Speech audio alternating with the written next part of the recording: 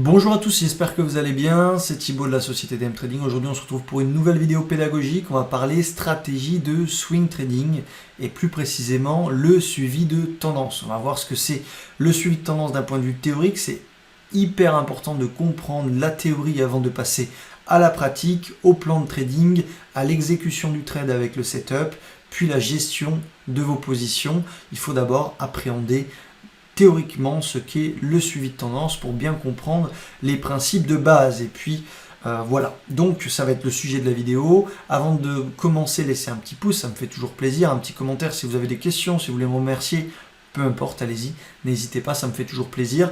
Et puis on est parti pour comprendre ce qu'est le suivi de tendance d'un point de vue théorique. On va d'abord définir le suivi de tendance. Donc le suivi de tendance, c'est une stratégie de trading qui va être simple et qui peut être utilisée sur tous les marchés. Le marché action, le marché crypto, le marché des indices, le marché forex, le marché des matières premières, etc. Et elle repose en fait exclusivement sur de l'analyse technique et ne nécessite pas l'analyse fondamentale, l'analyse des rotations, etc. etc. Okay. Donc le but premier du suivi de tendance, c'est de surfer évidemment sur une tendance qui est déjà en cours. On ne va pas chercher à l'anticiper, on va attendre qu'elle soit déjà en place pour venir surfer sur cette vague de capitaux initiés par les institutions. Et donc on n'est pas en mode anticipation, précurseur, mais plutôt en tant que simple suiveur pour venir gratter un petit peu d'argent sur cette masse astronomique de capitaux. Donc un trader qui suit les tendances va acheter un actif lorsqu'il est en hausse, il va estimer simplement que le marché va continuer à s'apprécier et inversement, il va vendre le marché lorsque le marché sera en baisse, simplement parce qu'il va estimer que le marché va continuer de se déprécier. Donc c'est simplement mettre les probabilités de son côté en suivant un mouvement qui est déjà en cours.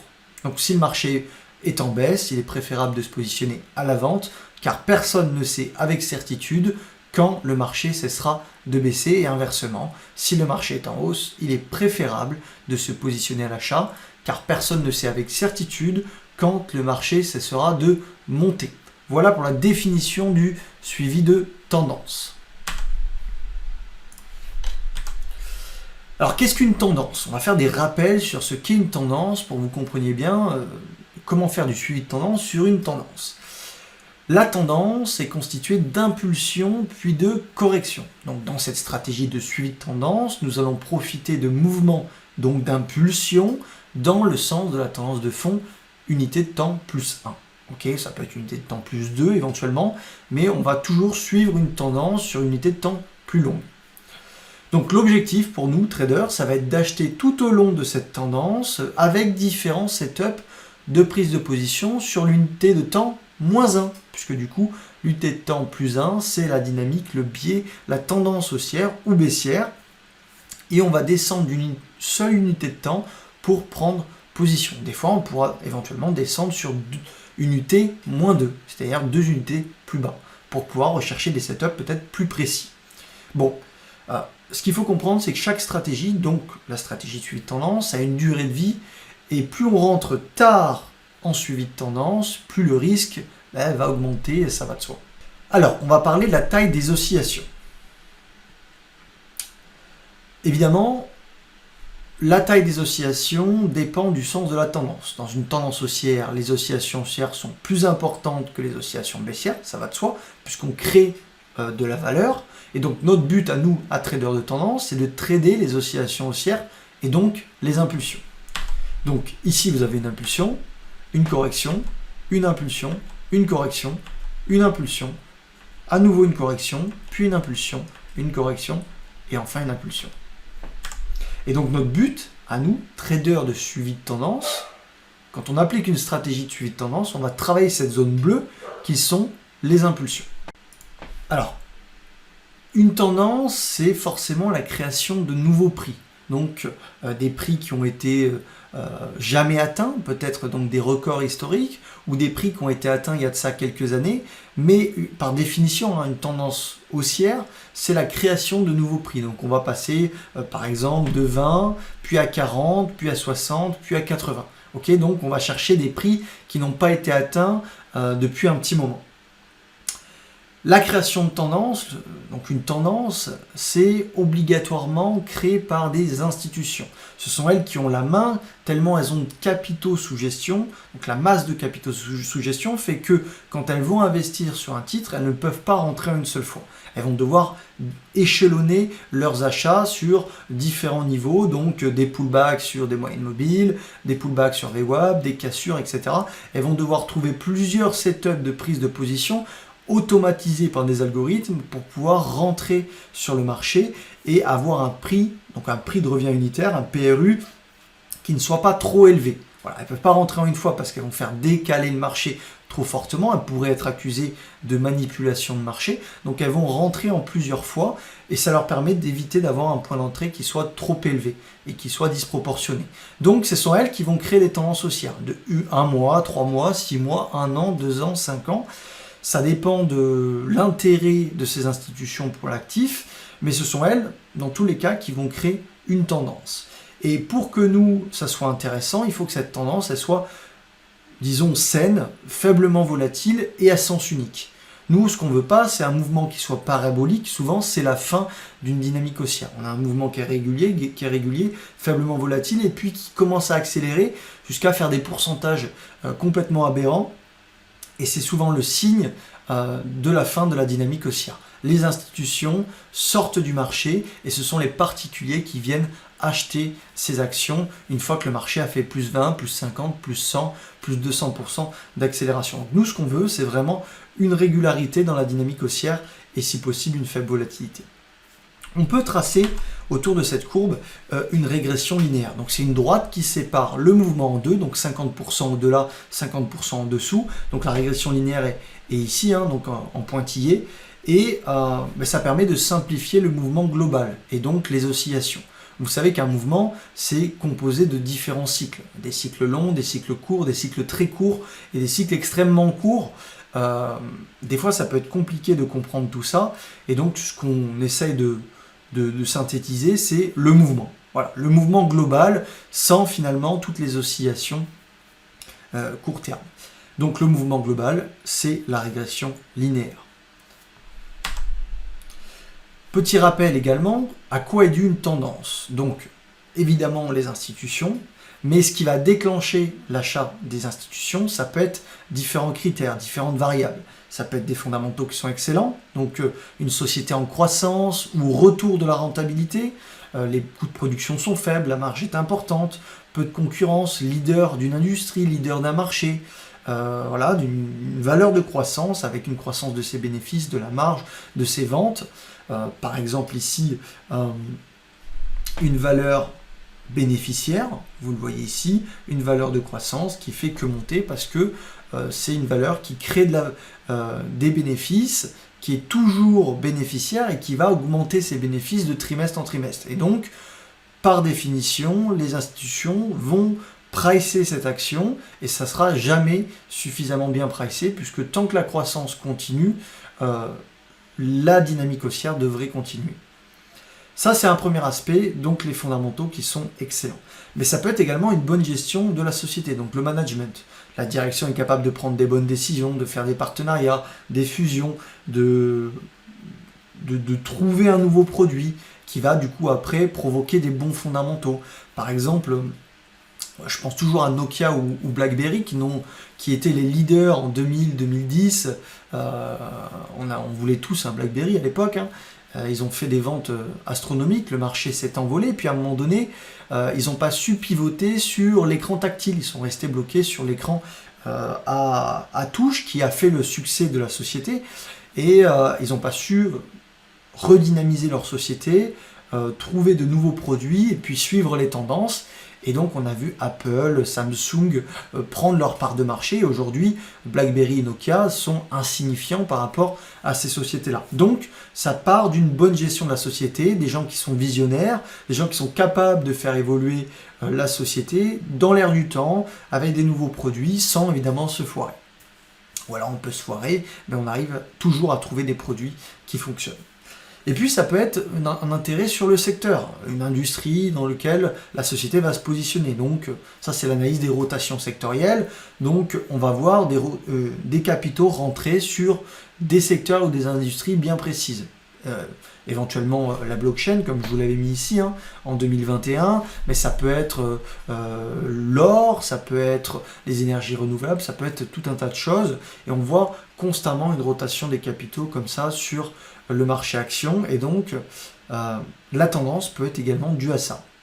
Mais au bout du bout, la finalité, c'est les institutions qui prennent la décision. Est-ce que c'est une bonne valeur de croissance? Est-ce qu'il y a un bon management? Est-ce qu'il y a un intérêt sur le secteur? Oui, non, oui, non. On prend position ou on ne prend pas position. Ce qui va créer ou non des dynamiques et des tendances haussières. Alors, je vous le disais tout à l'heure, c'est la création de valeur. Okay, le prix a été en mouvement durant toute cette tendance haussière, donc du point A au point B, et forcément l'actif a créé de la valeur. On est passé de 10 à 80. Donc c'est ça une tendance. Une tendance, c'est pas passer de 10 à 20, puis 10, puis 5, puis 10. Ça c'est du coup, il n'y a pas de création de valeur, donc c'est une tendance neutre, un range, on le verra peut-être dans une autre vidéo. Une tendance haussière, c'est de la création de valeur. C'est aller chercher toujours des prix plus haut, plus important dans le cas d'une dynamique haussière ou plus faible dans le cas d'une dynamique baissière. Et c'est souvent un problème psychologique chez les étudiants, puisqu'on nous a toujours mis dans la tête le fait d'acheter quand ça descend. Quand c'est les soldes, on voit ça partout sur Internet, et finalement c'est comme ça qu'on se rétame, parce qu'on achète des valeurs qui baissent, et donc il n'y a pas de création de valeur, et s'il n'y a pas de création de valeur, ça veut dire qu'il n'y a aucun intérêt des institutions. Donc faire les soldes, faire du DCA, attention, c'est extrêmement dangereux, je ne le recommande pas. D'ailleurs, ceux qui font de la performance achètent des actifs qui montent. Je vous le disais, le suivi de tendance, c'est acheter un actif qui est déjà dans une dynamique haussière, et pas chercher à l'anticiper et avoir absolument raison. On essaye de prendre un train qui est déjà en marche. Vous avez plus de chances que le train continue d'avancer s'il est déjà en route. Bon, c'est pareil en trading. On essaye de faire du suivi de tendance dans une dynamique qui est déjà en marche. Si vous essayez de capter un retournement de marché, je ne dis pas que c'est impossible, on peut le faire, d'ailleurs j'en fais de temps en temps, et ça peut très bien marcher, mais ce n'est pas là où on fait le plus de performance. Donc nous, ce qu'on essaye, c'est de prendre et de faire du suivi de tendance sur des valeurs de croissance, des valeurs, des sociétés qui créent de la valeur et qui vont chercher des niveaux jamais atteints auparavant ou il y a très longtemps. Donc c'est ça la création de valeur. Maintenant, on va parler du comportement des traders.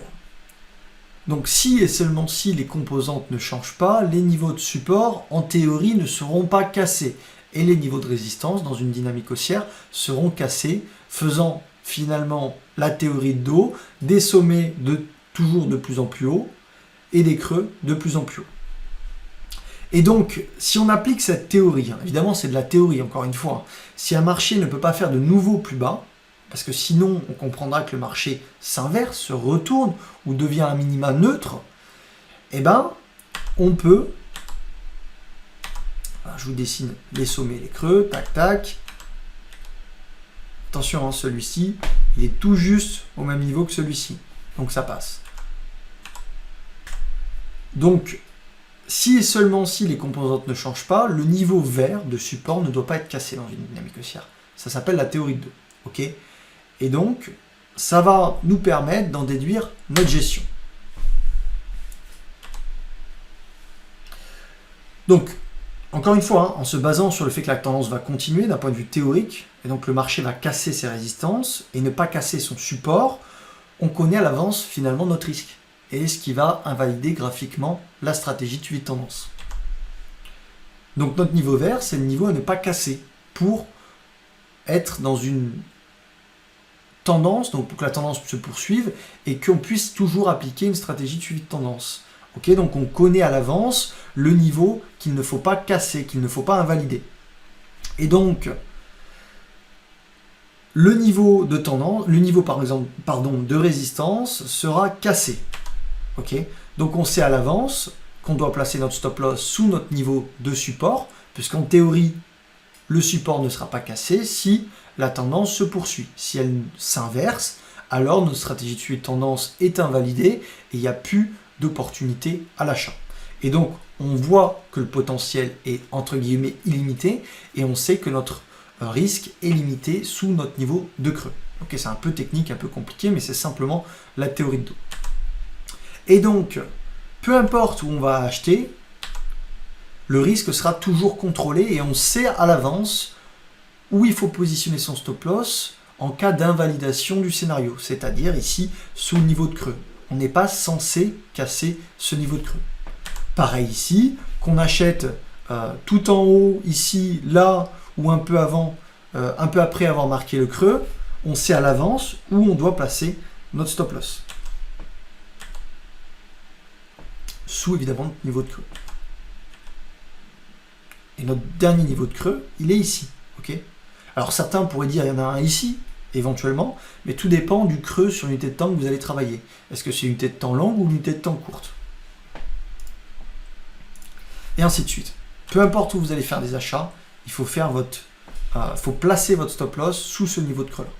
Donc ça, c'est les principes théoriques et le comportement des traders dans un suivi de tendance, dans une stratégie de suivi de tendance.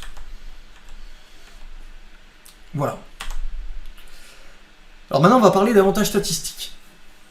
Le trader qui choisit une stratégie de suivi de tendance aura un fort avantage statistique si et seulement si le mouvement se poursuit et qu'il respecte du coup un stop loss sous le dernier creux.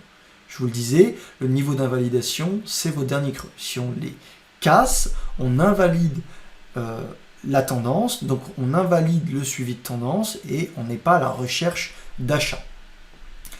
Et donc en théorie, le trader perdra seulement au moment où la tendance va s'inverser et que le si et seulement si n'est plus valable, puisque du coup, on casse le niveau de creux et on inverse la dynamique. Donc c'est en théorie la seule perte qu'on va faire. Bon, on va voir dans une autre vidéo que dans la pratique, ça dépend de votre stop loss, ça dépend de votre setup, etc. Mais en théorie, on ne perd qu'une seule fois, puisque la tendance ne se retourne qu'une seule fois et continue plusieurs fois sa dynamique haussière. Ok ?